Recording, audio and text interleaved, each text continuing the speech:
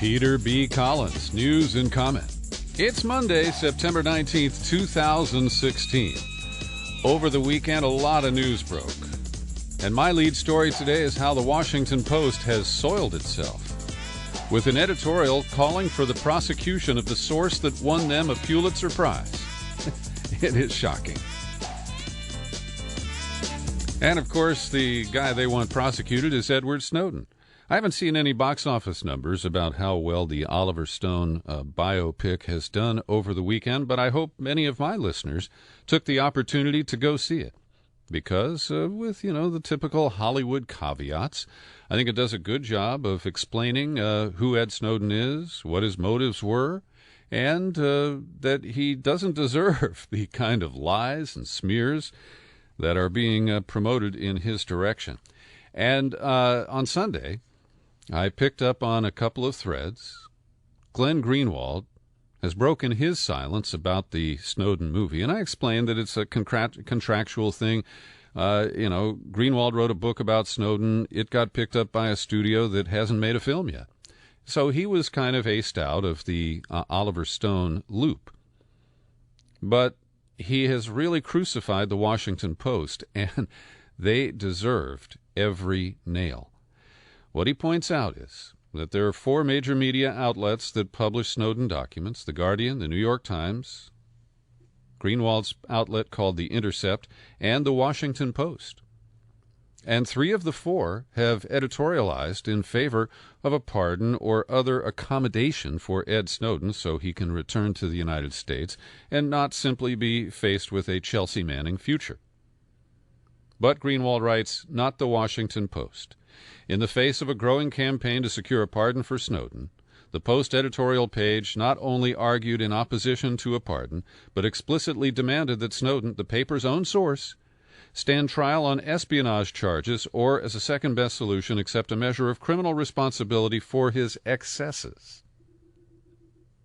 Quoting Greenwald further, in doing so, the Post has achieved an ignominious feat in U.S. media history, the first ever paper to explicitly editorialize for the criminal prosecution of its own source, one on whose back the paper won and eagerly accepted a Pulitzer Prize for public service. This is a new low in hypocrisy. And if you'll pardon my French, it's really fucked up. And Greenwald goes on to explain that Ed Snowden didn't publish anything. It was the editors of the Washington Post that made decisions to publish information based on the leaks of Ed Snowden. And so there is a divide between the reporters, and we're going to quote Bart Gellman liberally here in a moment, one of the lead writers at the Washington Post, who handled the Snowden articles for the most part for that paper. And so this piles on with the smears that were released in the Friday letter from the House Intelligence Committee. And we'll get to the Barton Gellman response to that in a moment. But they're very concerned that the public is going to figure out that it's the government that's wrong and not Ed Snowden. And the Washington Post, now under the control of Amazon founder Jeff Bezos, is lurching into more of a pro-statist position, and that's hard to achieve because the Post has always been a pretty willing collaborator with whoever is in power in Washington at the moment. And here's a specific example. If the Post editorial page editors, I'm quoting Greenwald, really believe that PRISM was a totally legitimate program and no public interest was served by its exposure, shouldn't they be attacking their own paper's news editors for having chosen to make it public, apologizing to the public for harming their security, and agitating for a return of the Pulitzer? So I give Greenwald credit for his sharp and brutal analysis of this bizarre statement, and it's not the first. Linda Lewis, who's a regular listener and a real contributor to my Facebook feed, and let me just plug Facebook. It's got a lot of problems, and I don't like all the pet pictures and people who post their breakfast or their lunch. But my contributors on my news feed are a lot of smart and well-informed people like Linda Lewis. And so I welcome you to send me what do you call it, a friend request at Facebook. Address it to Peter B. Collins Show. And I post every new show there every day, and you're welcome to comment on it there. But it's just another way to participate in the community that I've tried to create with the Peter B. Collins podcasts. So, Linda, I appreciate your comments, and she linked us to a previous editorial the Post ran, which is similarly schizoid. And yes, I do appreciate that there is a divide between the news department and the editorial department. But when they're working at obviously opposite ends, well, the final line of Greenwald's piece is, that is warped beyond anything that can be described. And, of course, we know that the Washington Post, along with the New York Times, is one of the most reliable leakers for official Washington. You're in the Pentagon, you're in the Cabinet, you're in the White House, you're on Capitol Hill, and you want to see something leaked out that you don't want attributed to you? They'll play ball. You don't have to go to WikiLeaks. No, you just call somebody over at the Post or the Times, and they'll be right there. And this editorial is kind of Trump-like, where the editors appear to be able to dismiss the excellent reporting that occasionally gets published in the news columns of the same paper on critical national issues. And they're sucking up to the police state, and the deep state is something that is aggressively obvious. And I use the word aggressively in order to segue into this brilliant piece that Bart Gellman wrote. And I've interviewed Bart a couple of times. He is a very bright guy, and he's very honest. He's a dedicated reporter. And he described the Intelligence Committee's letter sent to the White House urging no pardon or other accommodation for Ed Snowden as an aggressively dishonest piece of work. And this committee went public with this. It's alleged to be a 3-page executive summary of a 36-page report. Now, the report is classified. They spent 2 years on this. We don't know what it says, but their summation is that it's all Ed Snowden's fault. And, of course, they're busy circling wagons to protect the interests of the national surveillance state. So I'm going to briefly go through this, but I want you to read Bart Gellman's piece, because he just, line by line, takes down the most egregious elements of this letter from the Intelligence Committee. One of the ways they try to undermine him is by calling him a serial exaggerator and fabricator. Quote, he claimed to have left Army basic training because of broken legs, when in fact he washed out because of shin splints. And Gellman writes, this is verifiably false for anyone who, as the committee asserts, performs a close review of Snowden's official employment records. And Gellman says he has reviewed those records, and that the diagnosis that led to his discharge was bilateral tibial stress fractures. These are not shin splints or other things like, the way Rush Limbaugh or Dick Cheney got out of the draft. Okay, next item, he claimed to have obtained a high school degree equivalent when, in fact, he never did. Gellman, I don't know how the committee could get this wrong. According to the official Maryland State Department of Education test report, he scored very high on the high school equivalent and got his diploma on June 2nd of 2004. Next claim from the Intel Committee, he said he worked for the CIA as a senior advisor, which is a gross exaggeration of his entry-level duties as a computer technician. And Gellman notes the 3 main roles that Snowden played at the CIA. First, an entry-level position. After that, he was selected for, given special training in classified technology. Then they deployed him to Geneva under diplomatic cover, complete with a false name. In his third CIA job, the title on his Dell business card was Solutions Consultant Cyber Referent. And in that role, he met regularly with chiefs and deputy chiefs of the CIA's technical branches.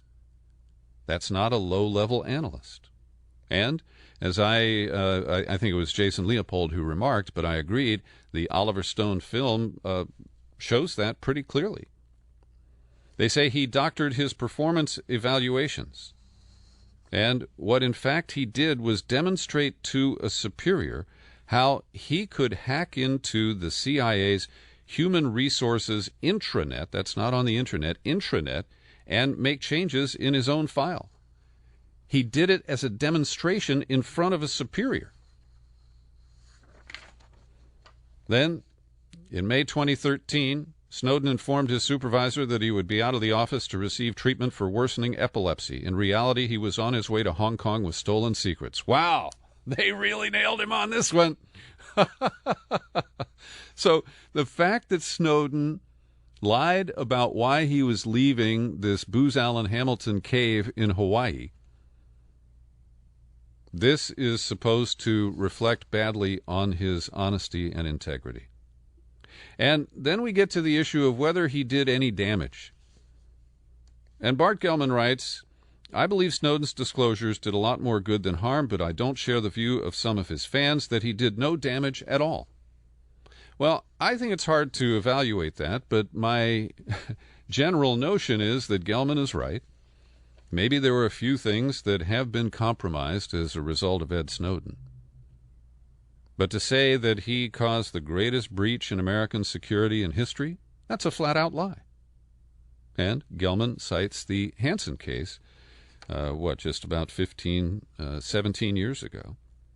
And I really applaud Glenn Greenwald and Bart Gellman, not for defending Snowden, but for fighting for the truth, and for being willing to call out powerful people like those on the House Intelligence Committee, and Bart Gellman needs them as sources for future reporting, but he has the courage to call it as he sees it.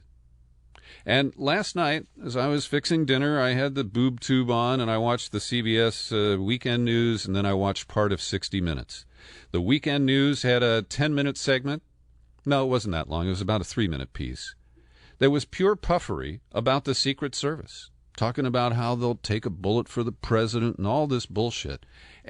And there was nothing about the scandals of the Secret Service in recent years. It is a rogue agency. It's riddled with insider cronyism, and they protect each other when they break the law or get drunk or go see a prostitute.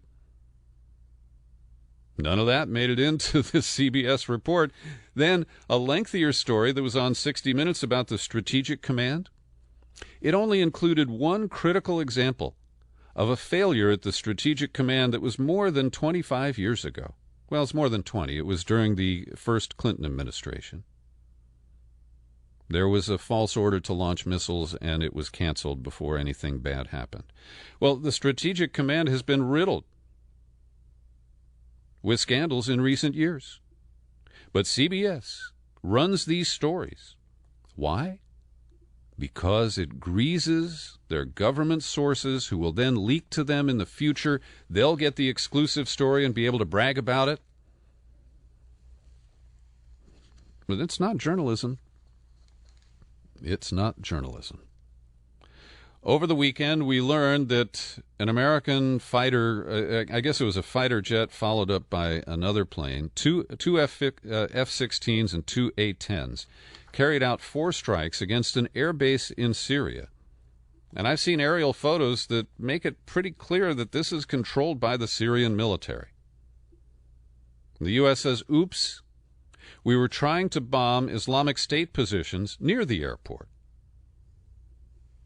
But as many as 80 or more Syrian soldiers were killed.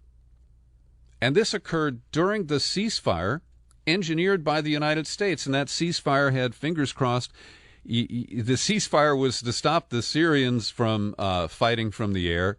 But the United States, under the under the terms, was able to continue to strike Islamic State positions. And we're saying, whoops, it was just a mistake. And as soon as the Russians pointed it out to us, we stopped. And then the Russians called a rare Saturday night meeting of the UN Security Council. And this apparently conflicted with the social life of our UN ambassador, Samantha Power.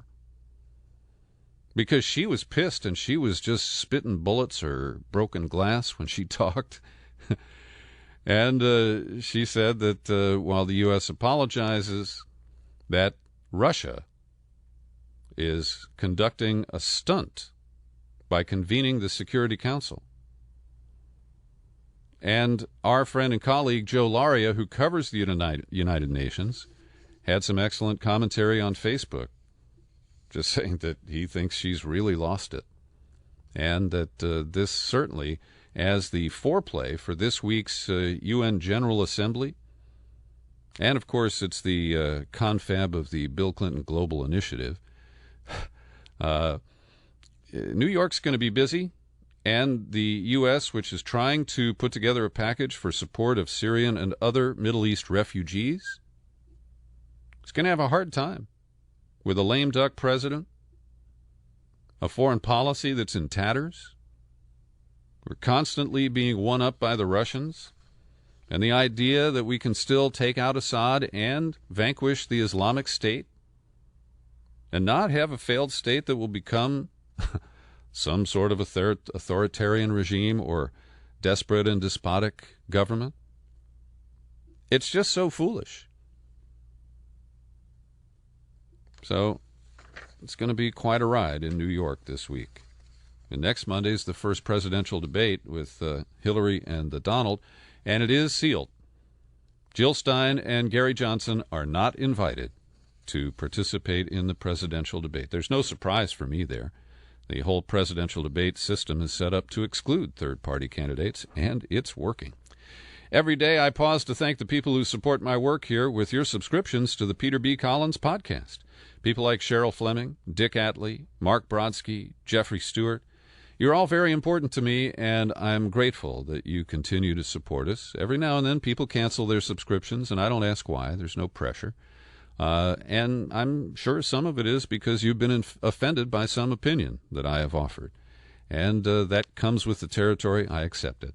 So I need some people to replace some recently departed subscribers. How about you? Come on over to peterbcollins.com. You click on the menu button, pull it down, then you click on Become a Subscriber. And on the next page, you can sign up through PayPal. You can also mail in a check or cash or money order if you don't like PayPal. We don't force you to use it if you don't want to. And then you're a subscriber. And on the bonus page, on the sign-up page, I've got the current bonus books listed.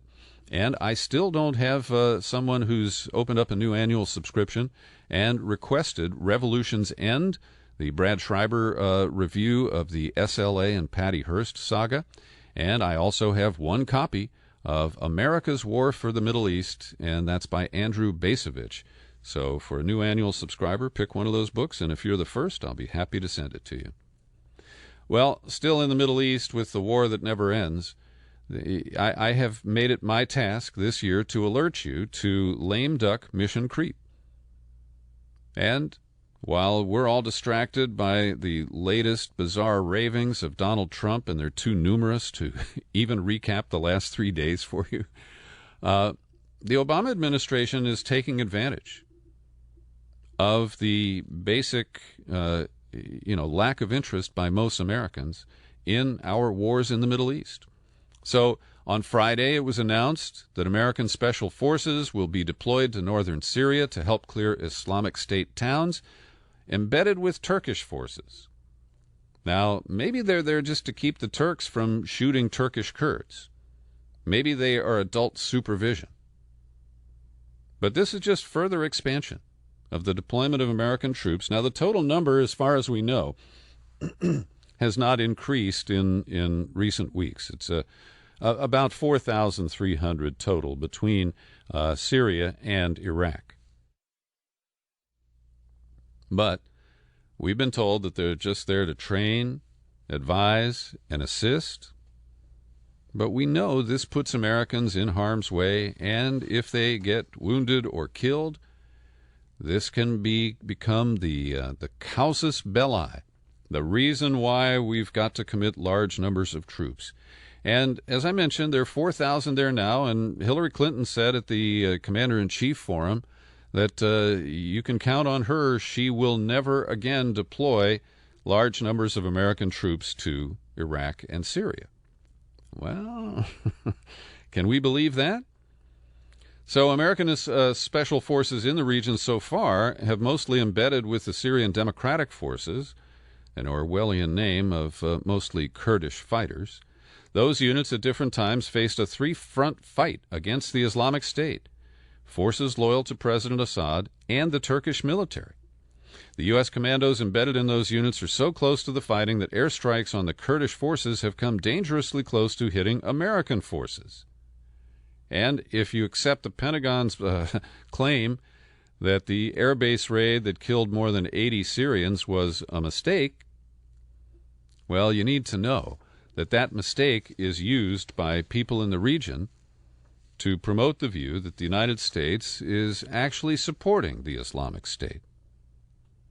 And I have to say, there's enough evidence to back up that claim that it can't be dismissed as just propaganda from the Syrian state TV or something that is concocted. There's a lot of evidence that is very confusing and leaves you wondering who's on what side and what is the U.S. role there.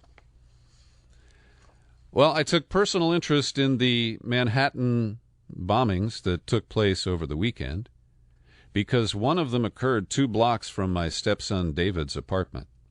Fortunately, he was out of town, and so personally, I didn't have to worry too much about it.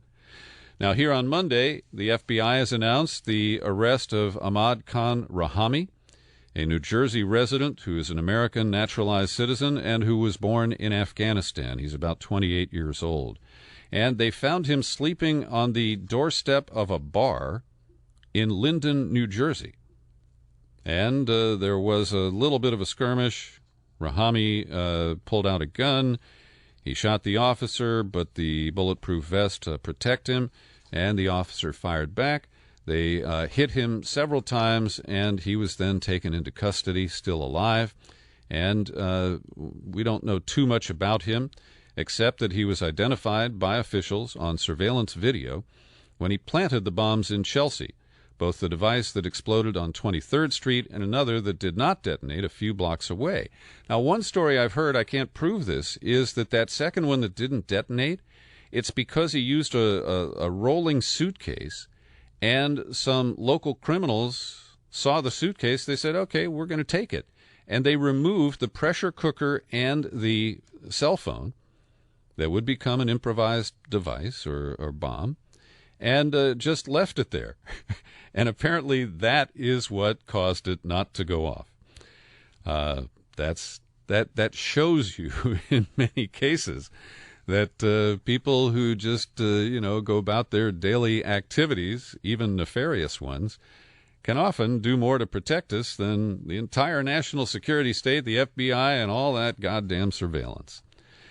So what is interesting here is the New York Times today has a story that runs 4 or 5 pages when I printed it out, and there is not a single mention of prior contact between Rahami and the FBI or a paid FBI undercover informant. What we do learn is that the Rahamis, father and son, they have a restaurant called First American Fried Chicken that's open 24 hours a day, and that has made it into a hangout. There have been some complaints and effort to shut it down, and Rahami's older brother reportedly got into a dispute with police, and rather than face charges, he exited to Afghanistan. So we'll wait for more details on this story, but I'm relieved that no one was killed. And we also saw a certain amount of restraint. Governor, I want to call him Pataki, Governor Cuomo and Mayor de Blasio both called it terrorism, but they at least censored themselves if they were thinking that it was international or Islamic terrorism. So we'll wait for more evidence to come in. Last week, I reported with some concern on the move by the chancellor at the University of California, Berkeley, to suspend a course, a student-led course called Palestine, a Settler Colonial Analysis. And I brought you an interview with Lisa Hajar, who is a professor at UC Santa Barbara, and we aired out some of those issues.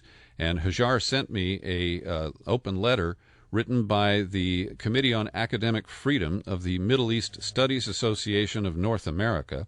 And it's an excellent letter. I've linked to it in the show file for this podcast. A couple of quotes. We are distressed by the assertion in the official announcement of the suspension that the dean is very concerned about a course, even a student-run course, which espouses a single political viewpoint and or appears to offer a forum for political organizing. Well, as such, the letter says, we are concerned that this particular course was suspended only because outside pressure groups objected to it on political grounds, and that the language used by the university inappropriately conflates the critical study of Israel-Palestine with anti-Semitism. And I agree with that analysis. And the letter goes on to say that the suspension was announced because it allegedly intended to indoctrinate students to hate the Jewish state and take action to eliminate it. Well, that is an exaggeration that is so far away from the facts that you can dismiss it as pure fantasy. But it is that kind of argument that's gaining traction, and the power of Zionist interests in this country and the complicity of elected officials is really producing a very, very concerning restriction on a specific type of speech in the United States. So I've just learned that an investigation into claims of anti-Semitism at the City University of New York, America's top, I think, largest urban public university, has been found to be completely without basis. So they investigated claims going back to February, after the Zionists of America wrote a scathing letter accusing local chapters of Students for Justice in Palestine of creating a hostile campus environment for Jewish students at CUNY. And they've been campaigning against SJP for years.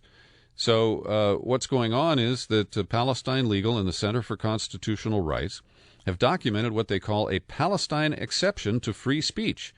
And that's what is really at the center of all this. They are trying to stifle free speech, claiming that criticism of Israel is anti-Semitic and therefore out of bounds. And the report, conducted by a former federal prosecutor and a former federal judge, concluded that those who call for boycotts and divestment against Israel should not be tarred as anti-Semitic. And it also stated that banners that use the depictions of a keffiyeh, the Palestinian scarf, are protected speech. Now, I want to be fair. They do acknowledge that there have been episodes of anti-Semitic expression, but they are not directly linked to Students for Justice in Palestine. And this article makes the point, and by the way, the article is from the Jewish newspaper, The Forward. Okay, that's my source here, and I've linked to it, so you can read this as well. It noted that a Brooklyn SJP leader had also been the victim of an Islamophobic incident, and that no fair-minded person would blame that on the Israeli student group Hillel, and therefore SJP shouldn't be judged in the same faulty manner. Well, Donald Trump has committed another act of paralipsis. If you remember, a couple of weeks ago, I told you about this term. A guy wrote about it in the HuffPost. And paralipsis is where you say that you're not going to do something as you essentially do it. And so, over the weekend, Donald Trump tweeted that his lawyers want to sue the New York Times, but he has said no for now. So it's an attempt at intimidation by saying, I'm not going to intimidate you legally, I'm just going to threaten you verbally with legal action. Why? Well, on Saturday, the New York Times released an investigative piece that showed that the Donald has enjoyed almost $1 billion worth of tax breaks from New York City related to the properties that he owns there. It's $885 million over a period of time. And they focus on the Hyatt that he refurbished next to Grand Central Station. And that deal, an extraordinary 40-year tax break, has cost New York City $360 million in forgiven or uncollected taxes on a property that cost only $120 million to build back in 1980. And it shows that he uses juice, he used his father's influence. Mayor Ed Koch, Hugh Carey, a former mayor, I think, is one of his allies. And so This just shows that Trump is a guy who's been a leech off the public, who manages to whipsaw government officials into giving him huge tax breaks. And he's the guy who wants to be our president. Now, this one was a stunner, too, and I want to cite the source. It comes from The Observer, and I've explained to you that The Observer is owned by Jared Kushner, Donald Trump's son-in-law. Still, if you kind of, filter out some of the polemic in this article, I think I've linked to it, I will, in the show file for today's podcast, it shows a really disturbing pattern that the Clinton campaign will receive a $25 donation from an individual, and then they will charge additional contributions to that person's credit card without their permission. And they do it right up to a level under $100 because they know that the banks don't pursue claims of under $100. Now, you may ask, well, maybe this happens once in a while, but according to this article, and there's no citation given, somebody at the fraud department of one of the nation's biggest banks receives up to 100 phone calls a day from Clinton's small donors asking for refunds for unauthorized charges. Now, keep in mind there's no source for that, but another source attributed to working for Wells Fargo for over 10 years said that the total amount that they return to customers who've been overcharged by the Clinton campaign varies between $700 and $1,200 a day. And the story also profiles an 81-year-old grandmother from Minnesota who was one of the victims of the campaign. In March, she made a one-time $25 donation, and then when she got her bank card statement, she noticed multiple $25 charges were made, and her son, a lawyer, is one of the people who exposed this. Jason Leopold never stops. He's published a new article based on a successful lawsuit against the government under the Freedom of Information Act to win release of federal documents related to what are called pen registers and trap and trace devices. Now, these relate to old technology. A pen register and trap and trace were devices used by law enforcement to track phone calls before we had caller ID and the collection of all our metadata by the NSA. And the government authorities have tried to use that old authority where they said, well, look, we didn't listen to the calls, we just tracked who called when and where they called from. And they're using that authority now to justify the deployment of the Stingray. Stingray, of course, is this device that just sucks up all of the cell phone data within range, including mostly innocent people. And courts have claimed, the pen register law is the precedent that allows us to do this. But we know that Stingray can actually access the data, listen to your calls, save your contacts. It does much more than just capturing the traffic to and from your phone. And this took 3 years. I credit Jason Leopold for his dogged persistence on these cases. And so in short order, we expect that the government will be releasing data related to the use of these techniques. And finally, today, I just want to share an item with you. On Friday, I learned that one of the men released from Guantanamo to Uruguay, whose name is Diab, D-H-I-A-B, he was a hunger striker who put his life on the line at Gitmo to hopefully pressure for his release. Well, he was released to Uruguay, where he's very unhappy. He has not been reunited with his family. He's just parked there. So Diab has launched a new hunger strike. And that triggered a recall in my mind because there is a long-running effort to force the government to release videotapes of the force feeding of prisoners at Guantanamo. And our longtime colleague, John Eisenberg, is the attorney, one of them, who's been handling that effort. And he responded to my request for an update with this. You may recall that Judge Gladys Kessler ordered public release of the videos as substantially redacted by the government, and the government appealed the order. The D.C. Circuit Court of Appeals heard oral arguments on September 8th. I think it likely the Court of Appeals will reverse Judge Kessler, and the videos will never see daylight. And that, of course, is just another effort from the most transparent administration in American history. I'm Peter B. Collins. Thanks for listening to my news and comment. This podcast is free, and it's available daily on YouTube. Happy trails to you until we meet again. Happy trails to you. Keep smiling